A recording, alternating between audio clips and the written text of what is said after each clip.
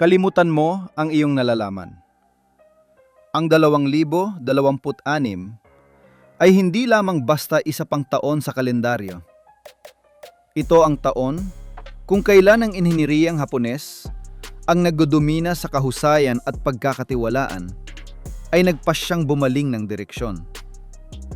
Malapit na nating masaksihan ng isang tahimik, ngunit mapanirang pagsalakay ng mga bagong titan ng aspalto.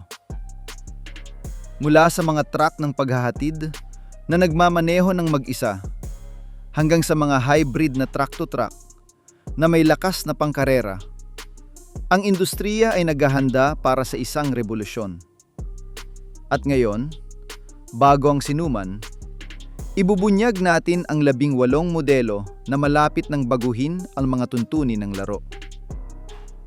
Magsisimula tayo sa bilang na 15. Ngunit maniwala ka sa akin, ang pagbilang ng pabalik ay lalo lamang tataas ang tindi.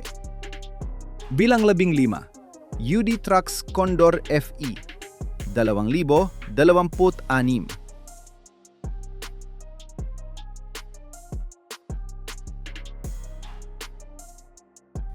Ang transportasyong panrehiyon ay isang marathon, hindi isang sprint.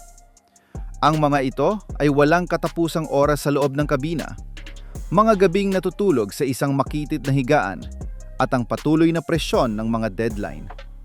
Naiintindihan ito ng UD Trucks ng perpekto, at ang kanilang Condor FE 2026 ay isang manipesto para sa driver. Ang muling pagdidisenyo ay malalim, lalo na sa harap. Isang bagong mas malaki at aerodynamic na parila ang kinalalagyan ng mga headlight na full LED na may adaptive na ilaw na tumatanglaw sa mga kurbada ng mga kalsadang sekundarya na tila ba ay araw. Ngunit kung saan ito tunay na nakakakuha ng mga puntos ay sa aktibong kaligtasan. Bilang standard, kabilang dito ang isang autonomong sistema ng pagpepreno sa oras ng emerhensya ng ikalawang henerasyon na hindi lamang nakakadetect ng mga sasakyan, kundi pati na rin ng mga naglalakad at nagbibisikleta kahit sa gabi. Inilulunsad din ito ang isang aktibong assistant para sa pananatili sa linya na hindi lamang nagbabala, kundi naglalapat din ng bahagyang pagtatama sa manibela. Sa loob, ang kabina ay naging isang kanlungan. Ang higaan ay mas malawak, ang kutson ay may memory foam, at ang acoustic na pagkakabukod ay pinalakas gamit ang mga materyales na sumisipsip sa mga pinaka-nakakapagod na frequency ng makina at ng kalsada. Ito ay isang truck na nag-aalaga sa pinakamahalagang kargamento nito, ang taong nagmamaneho nito. Bilang 14, Toyota Dyna 2026 na may hydrogen fuel cell.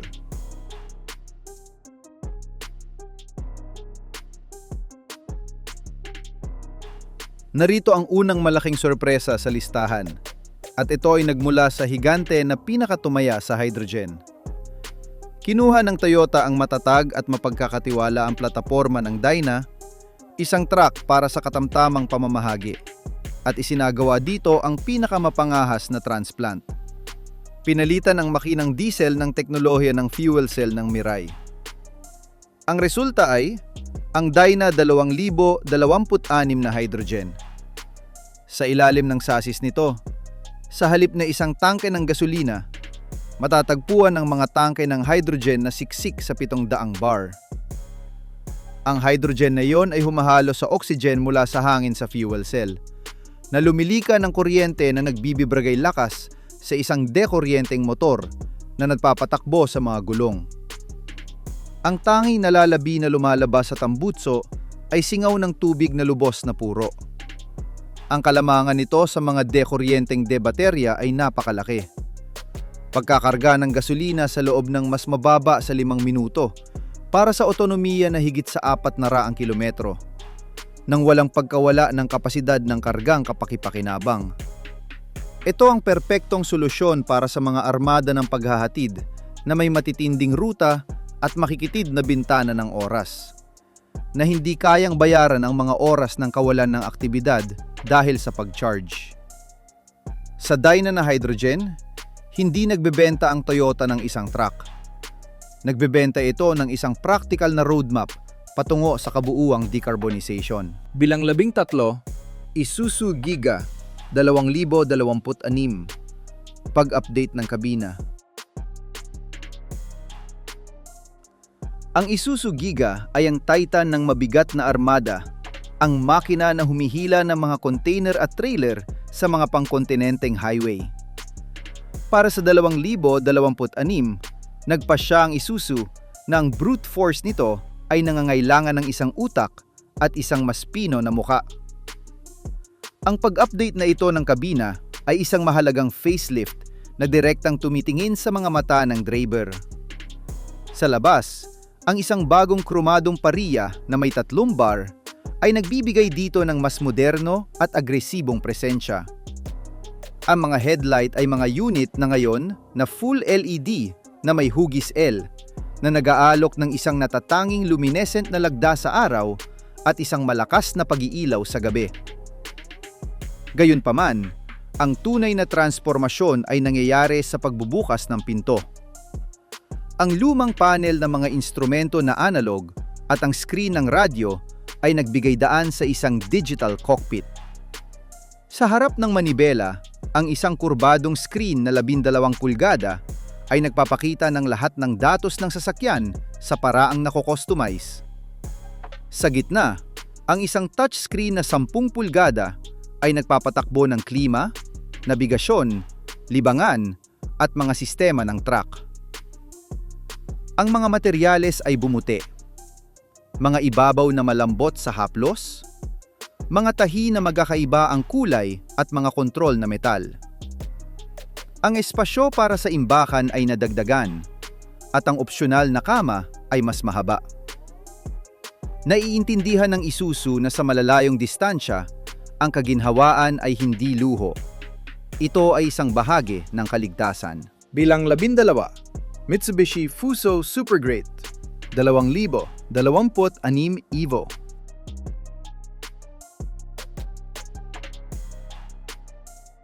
Sa mundo ng mabigat na transportasyon, ang romansa ay nagtatapos kung saan nagsisimula ang spreadsheet.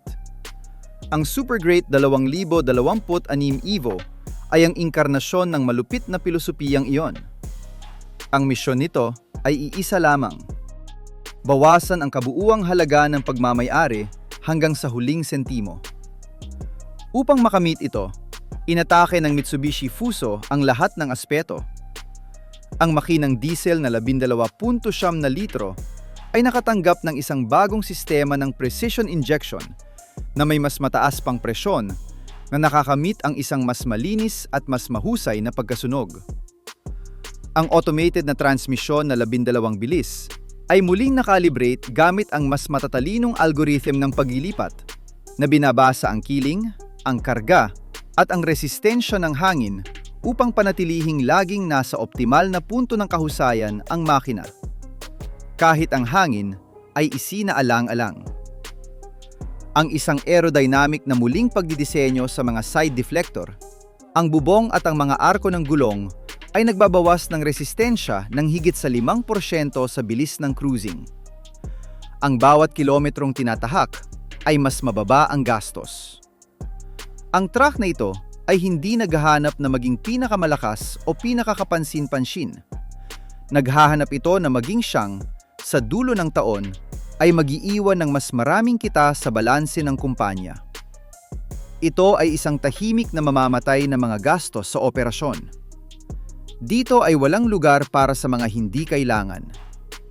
Ang bawat bahagi ng Super Great Evo ay na-optimize para sa iisang layunin: bawasan ang gastos bawat kilometro. Ang isang bagong sistema ng precision fuel injection ay nagpapalaki sa pagkasunog, habang ang automated na transmisyon at ang pinong aerodynamics ay nagtutulungan upang pigain ang bawat litro ng diesel. Ito ay isang makina sa paglika ng kakayahang kumita na idinisenyo para sa may-ari na nakakaunawa na sa mabigat na transportasyon. Ang tunay na lakas ay sinusukat sa mga margin ng kita sa dulo ng taon. Bilang 11, Hino 500, Series 2026, Platapormang Profound. Ang serye 500 ng Hino ay ang pangunahing katuwang sa trabaho para sa transportasyon ng katamtamang pamamahagi. Para sa 2026, hindi ito tumatanggap ng isang simpleng pag-update, kundi isang kumpletong transplant ng plataporma na tinatawag na Profound. Ang pagbabagong ito ay higit pa sa estetika. Ang chassis na muling dinisenyo gamit ang mga bakal na may mataas na lakas at mas magaan na alloy ay tumitibay sa katigasan, ngunit nababawasan ang timbang, na direktang nagsasalin sa karagdagang kapasidad ng kargang kapaki-pakinabang. Ang suspensyong harap at likod ay adaptive na ngayon, na may mga mode na maaaring piliin ng driver: karga, hinalo, o bakante, na nag-o-optimize sa dynamic na pag-uugali at sa kaginhawaan sa bawat sitwasyon. Ngunit ang sentro ng platapormang Profound ay digital. Ito ay nanggagaling sa pabrika na may kasamang integrated na sistema ng pamamahala ng armada na nagmo-monitor sa real-time hindi lamang ng lokasyon at gasolina, kundi pati na rin ng kalusugan ng bawat critical na bahagi, na nagpaplano ng mga maintenance bago pa man mangyari ang isang aberya. Ito ay isang truck na ipinanganak na konektado, idinisenyo upang maging pinakamatalino at pinakamahusay na kawing sa logistical chain. Hindi nag-a-update ang Hino ng isang modelo. Naglulunsad ito ng isang bagong pilosopiya sa operasyon. Ang platapormang Profound ay nagbibigay sa serye 500 ng isang mas magaan at mas matigas na chassis at isang adaptive na suspensyon na isinasaayos ng driver ayon sa karga.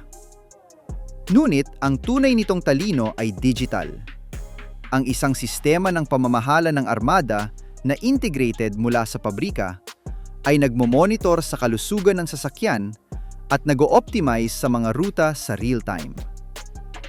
Ipinanganak ito bilang isang konektadong truck na nagpapalit ng datos tungo sa purong kahusayan mula sa unang kilometro. Bilang 10 UD trucks, kon 2026, edisyong bicentenaryo.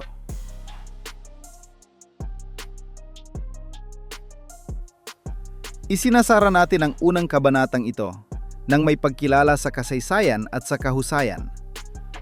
Ipinagdiriwang ng UD Trucks ang 100 taon ng pamana na may mga ugat sa Nagoya, Ohara, gamit ang edisyong bicentenaryo ng Kwon. Hindi lamang ito isang truck na may mga sticker. Ito ay isang parangal sa metal.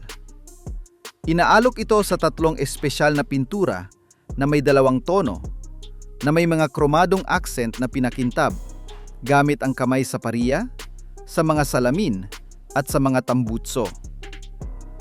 Sa loob, ang luho ay nagiging nyata.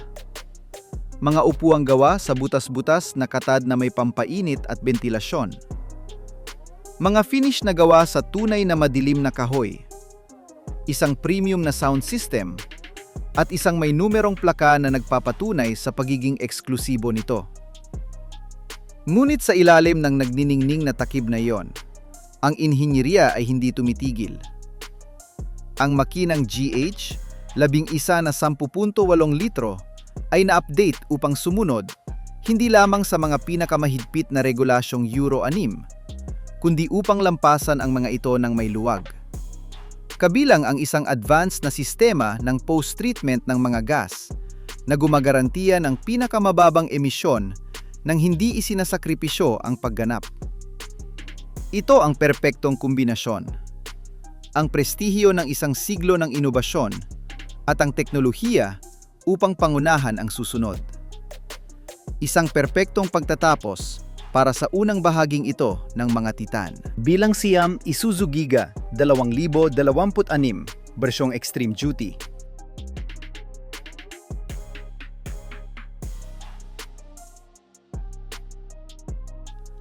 Kalimutan mo ang mga highway. Ang hantungan ng Giga na ito ay ang mga bituka ng lupa, ang mga dambuhalang proyekto kung saan ang grabidad ay isa lamang suwestiyon at ang putik, isang kaaway. Ang bersyong Extreme Duty ay hindi isang pakete ng mga opsyon. Ito ay isang muling pagtatayo mula sa simula. Ang chassis nito ay isang monoblock ng bakal na may mataas na lakas na nag-aalis ng anumang kompromiso sa timbang pabor sa hindi pagkasira. Ang traksyon ay permanenteng integral na 8x8 na may mga differential lock sa lahat ng axis at isang ratio ng pagbawas sa mga gearbox na kayang humila ng isang maliit na gusali. Ang kabina, na nakakabit sa mga silent block na may malaking kapal, ay isang kuta na sertipikadong ROPS/FOPS, proteksyon laban sa pagtaob at mga bumabagsak na bagay, na may mga laminated na bintanang hindi tinatablan ng impact at isang loob na maaring hugasan gamit ang hose. Ngunit ang kaluluwa nito ay ang makina. Ang parehong block na 13 litro, ngunit muling nakalibrate upang kalimutan ang mga lakas ng kabayo sa itaas ng RPM counter. Ang lahat ng ininjeriya ay nakasentro sa pagpaparami ng torque sa 1,200 revolusyon bawat minuto lamang. Ang mayroon ka ay isang tsunami ng torque na dumarating agad, na kayang umakyat sa mga kiling ng putik na 40% na may 60 toneladang karga nang hindi kumukurap. Hindi ito isang truck. Ito ay isang makina sa paglipat ng lupa na may plaka. Ang truck na ito ay gumagana kung saan ang pagkabigo ay hindi isang opsyon, kundi isang sakuna.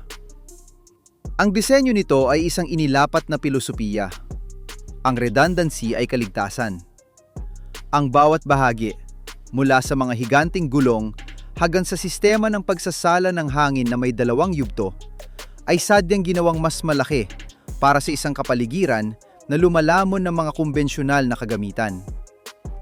Hindi ito binuo upang magpahanga sa isang dealer, kundi upang maging huling makinang nakatayo sa pinakamalupit na lugar sa planeta. Bilang 8, Hino 600, Series 2026, sistemang hybrid na naisasaksak.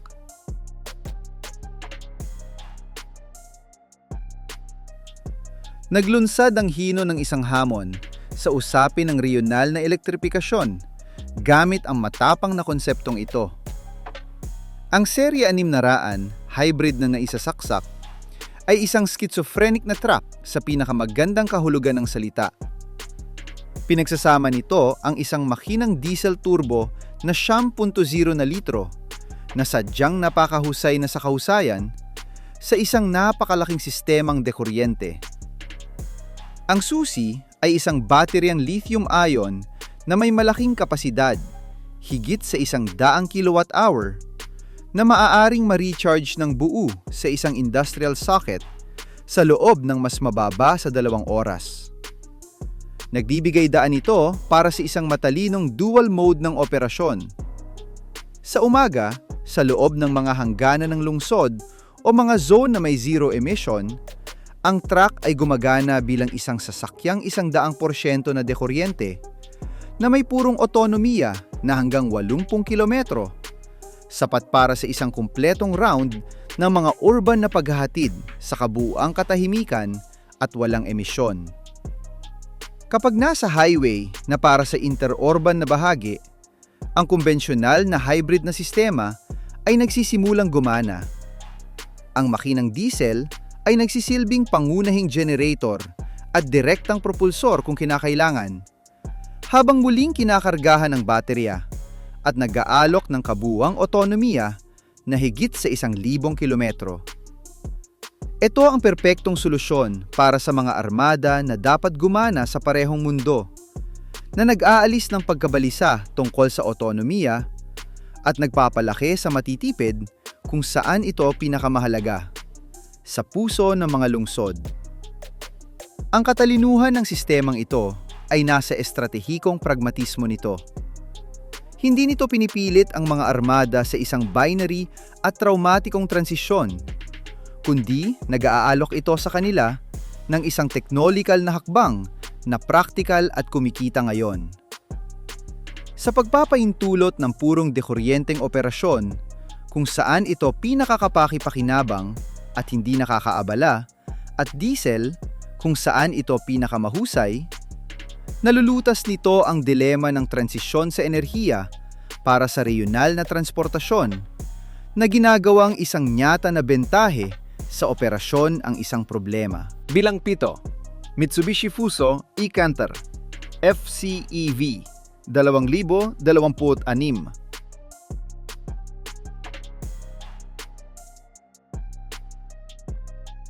Kung ang e-Canter na dekuryente ang espesyalista sa huling milya, ang kapatid dito na fuel cell ang long-distance runner na may mataas na availability.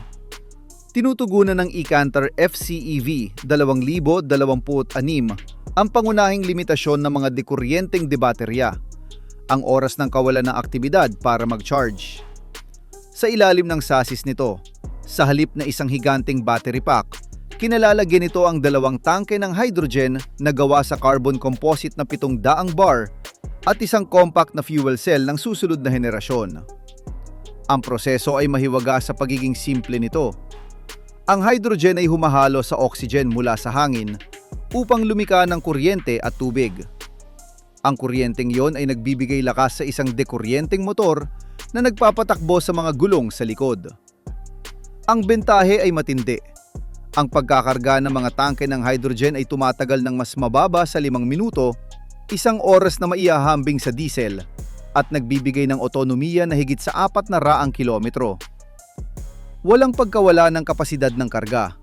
Walang pagkasira ng baterya dahil sa mabilis na mga cycle, at ang pagganap ay pare-pareho anuman ang temperatura sa labas. Ito ang ideal na sasakyan para sa mga armada na may 24 na oras na operasyon, mga nakapirming rutang malayo sa loob ng isang reyon, at mga logistical center na may sariling hydrogenera. Nag-aalok ito ng pagpapanatili ng isang dekuryente kasama ang logistical na operasyon ng isang diesel. Isang perpektong hybrid sa pagitan ng kasalukuyan at ng hinaharap. Ang modelong ito ang technical na sagot sa isang logistical na limitasyon. Naiintindihan nito na para sa maraming operasyon, ang oras ay isang mas mahalagang mapagkukunan kaysa sa enerhiya. Sa pagpapantay sa oras ng pagkakarga sa oras ng diesel, hindi pinapapana ng e-Canter FCEV ang pamunahing argumento laban sa elektripikasyon sa mga operasyong may mataas na tindi. Hindi lamang ito isang truck na hydrogen. Ito ay isang hindi mapapasinungalingang argumento para sa malawakang pag-adapt ng teknolohiyang ito sa komersyal na transportasyon na may hindi mapigil na bilis. Bilang 6, UD Trucks Croner 2026. Ang Croner na ito ay hindi lamang gustong magdala ng karga. Gusto nitong dalhin ang driver. Ito ang unang Japanese na truck na gawa ng maramihan na tumatawid sa linya patungo sa isang tunay na otonomiya ng Level 2+. Hindi bilang isang gadget, kundi bilang isang komprehensibong sistema ng pagbabawas ng pagkapagod at pagtaas ng kaligtasan. Sa highway, kapag naka-activate ang sistema, ang Croner 2026 ay kayang panatilihin ang linya sa maagap na paraan kahit sa malalawak na kurbada. Salamat sa isang stereoscopic na camera at isang radar na may mahabang abot at mataas na definition. Pinapanatili nito ang isang ligtas at adaptive na distansya sa sasakyang nauuna, na bumibilis at nagpepreno sa paraang malumanay at predictable. Ang revolusyonaryong feature ay ang assisted na paglipat ng linya. Sa pag-activate lamang ng signal light, iniskan ng sistema ang katabing linya, at kung ito ay bakante, ginagabayan ng truck patungo doon ng otonomo, na nangangailangan lamang na panatilihin ng driver ang kanyang mga kamay ng bahagya sa manibela bilang kumpirmasyon. Hindi ito isang autopilot na nagpapahintulot sa iyo na matulog. Ito ay isang hindi nagkakamaling co-pilot na nag-aalis ng 70% ng stress mula sa nakakasawang pagmamaneho sa highway, binabawasan ang mga microsleep at ang mga pagkakamali dahil sa distraksyon. Ito ay isang quantum leap sa aktibong kaligtasan na nagpapalit sa mahabang oras sa manibela tungo sa isang gawain ng superbisyon, hindi ng patuloy na pagsisikap. Ang tunay na inobasyon ng Croner ay hindi ang automation, kundi ang muling pamamahagi ng cognitive load. Pinapalaya nito ang driver mula sa nakakapagod na monotony ng patuloy na micro-adjustment sa highway na nagpapahintulot sa kanya na itabi ang kanyang buong atensyon para sa mga komplikadong sitwasyon.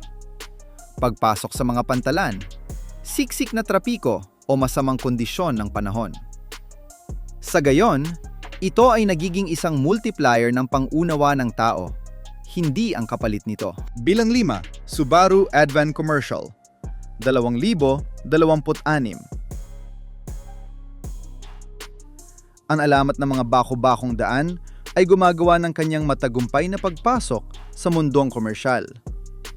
Ang Subaru, gamit bilang base ang matatag na platapormang Evoltis ng kanilang mga SUV, ay naglunsad ng Advan Commercial. Ito ay hindi isang binagong furgon. Ito ay isang magaan na sasakyang komersyal na isinilang kasama ang ADN ng pakikipagsapalaran. Ang kanyang card ng pagpapakilala ay ang Symmetrical All-Wheel Drive, isang sistema ng permanenteng integral na traksyon na matalilong namamahagi ng lakas sa 4 na gulong na nag-aalok ng katatagan sa putik, nyebe o maluwag na graba na walang sinumang kakompetensyang front o rear wheel drive ang makakapantay. Ngunit hindi tumitigil ang Subaru doon. Namana nito ng buo ang sistema ng kaligtasan na EyeSight. 2 stereoscopic na camera na nakakabit sa windshield ang nagsisilbing isang hyper-vigilant na co-pilot. Otomatikong pagpepreno sa harap ng mga sasakyan, naglalakad at nagbibisikleta. Adaptive cruise control, assistant sa pagpapanatili ng linya, at alerto sa atensyon ng driver. Ito ay isang kuta sa ibabaw ng mga gulong na idinisenyo para sa mga paghahatid sa mga rural na lugar, mga serbisyo ng utility sa mahihirap na lupain o bilang sasakyang pangsuporta sa mga konstruksyon. Pinagsasama nito ang kapasidad ng karga ng isang komersyal sa kaligtasan at kakayahang todo-terreno ng isang high-end na SUV. Isang nakakamatay na kombinasyon sa isang segment na sanay sa mga solusyong mediocre. Ang pagpasok ng Subaru ay bumabasag sa mga itinatag na segment. Sa pag-ineksyon ng ADN ng pagganap at kaligtasan ng kanilang mga sasakyang pangpasahero sa isang komersyal na sasis, lumilika ito ng isang natatanging kategoryang hybrid, ang sasakyang pangserbisyo sa lahat ng lupain. Ang truck na ito ay hindi naghahanap na maging pinakamura o ang may pinakamalaking karga. Naghahanap ito na maging pinakakakayahan at mapagkakatiwalaan kung saan ang daan ay nagtatapos at ang tunay na misyon ay nagsisimula. Na muling binibigyang kahulugan ang kung ano ang maaring asahan mula sa isang magaan na utilitaryo. Bilang 4, Hino 7 Dan Series 2026, Tractor 6x4, Black Edition.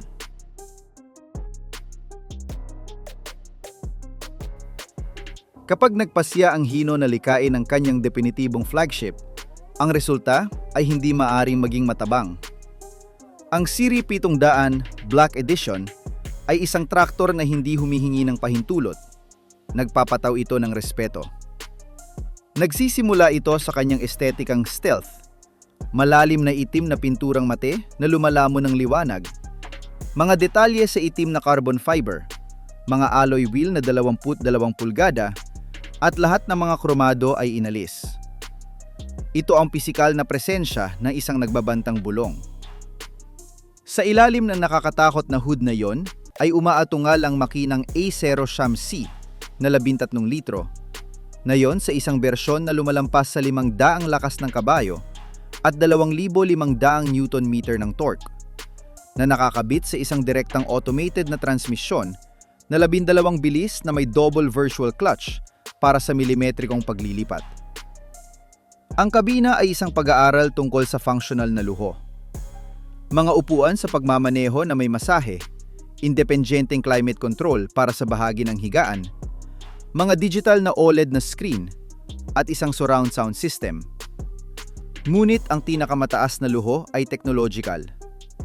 Head-up display, HUD, screen na nagpuprojekto ng bilis at mga direksyon ng nabigasyon sa windshield at isang sistema ng mga kamera na 360 grado na lumilika ng isang virtual na aerial view ng truck na nag-aalis ng lahat ng blind spot. Ito ang definitibong kagamitan para sa driver may-ari ng malalayong distansya na humihingi ng pagganap, ginhawa, at isang pagpapahayag ng estilo na imposibleng balewalain. Bilang 3, Isuzu NPR/NRR Electrico 2026. Platapormang skateboard. Hindi nakukontento ang Isuzu sa pag-electrify lamang ng isang umiiral na sases. Gamit ang NPR/NRR Electrico 2026, itinapon nito ang lahat ng libro ng mga tuntunin at sumulat ng bago. Pinagtibay nito ang revolusyonaryong arkitekturang skateboard. Isipin ang isang patag na sases, parihaba at lubang matigas na naglalaman ng lahat. Ang mga higanting baterya ng semi-solid state na may 50% na mas mataas na density ng enerhiya kaysa sa mga nauna ay integrated sa sahig, at ang mga dekuryenteng motor ay direktang nakakabit sa mga axis o kahit sa loob ng mga gulong sa mga bersyon sa hinaharap. Sa ibabaw ng skateboard na ito na ganap na patag at dekuryente, maaaring literal na itornilyo ang anumang bodywork sa loob lamang ng ilang oras. Isang dry box, isang refrigerated furgon, isang plataporma, isang truck ng basura. Ito ay muling nagbibigay kahulugan sa lohistika ng mga armada. Ang iisang sases ay maaring maging isang tagapaghatid sa umaga at, matapos palitan ng bodywork sa talyer, ay maging isang sasakyang pangserbisyo sa hapon. Ang buhay ng pinakamahal na bahagi, ang sases kasama ang baterya, ay dumarami. Ang pag-charge ay ultra-bilis, salamat sa boltahe na walang dang volt, at ang pamamahagi ng timbang ay perpekto. Hindi ito isang dekuryenteng truck. Ito ay isang modular na sistema ng mobilidad na ginagawang isang mapapalitang kagamitan ang sasakyan. Bilang 2, Toyota e-Pallet Concept 2026. Bersyong karga sa lohistika. Dito, ang science fiction ay nagiging katotohanan. Ang e-Pallet ng Toyota ay tumitigil na maging isang konsepto ng salon upang maging isang operational na kagamitang lohistikal. Isipin ang isang parihabang kapsula, walang kabina, walang manibela, walang mga pedal. Isang autonomong module sa ibabaw ng mga gulong. Ang bersyong karga sa lohistika, 2026, ay idinisenyo upang gumana sa mga kontroladong kapaligiran ng Level 4 ng autonomiya. Mga pantalan, mga industrial campus, mga mega logistics center. Otomatiko itong kinakargahan at idinidiskarga sa pamamagitan ng mga robot at sinusunod ang mga predefined o dynamic na ruta sa pamamagitan ng isang sistema ng mga LiDAR sensor, radar at mga kamera. Ito ay ganap na dekuryente na may autonomiya na nagpapaintulot dito na gumana sa mga kumpletong shift na 24 na oras kasama ang mga opportunistic na inductive na pag-recharge sa mga hinto. Ang loob dito ay isang bakanteng espasyo na maaring i-configure, tulad ng isang matalinong ISO container. Maari itong maglipat ng mga pallet mula sa isang bodega patungo sa isang loading dock, magsilbi bilang mobile storage unit, o kahit bilang isang gumagalaw na repair shop sa loob ng isang dambuhalang pabrika. Hindi nito pinapalitan ng super.